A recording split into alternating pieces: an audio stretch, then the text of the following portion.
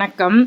இன்றைக்கி நானும் என் பொண்ணு மட்டும்தான் வீட்டில் இருக்கோம். சரி, எனக்கு பிடிச்ச மாதிரி எதுவும் அவள் பிரேக்ஃபாஸ்ட் சாப்பிட மாட்டா, லஞ்சு தான் டேரெக்டாக.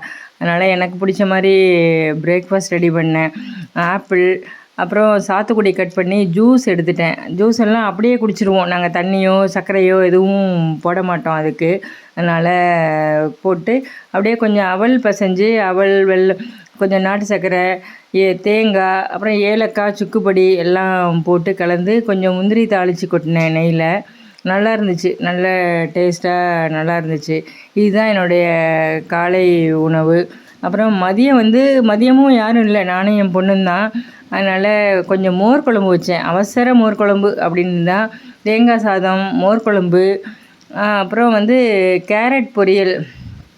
மோர் குழம்பு வெங்காயம் தக்காளி மட்டும் போட்டு சும்மா தேங்காய், பொட்டுக்கடலை, இஞ்சி, பச்சை மிளகாய், பூண்டு எல்லாம் வச்சு அரைச்சி இது மோர் குழம்பு பண்ணேன். அதுதான்.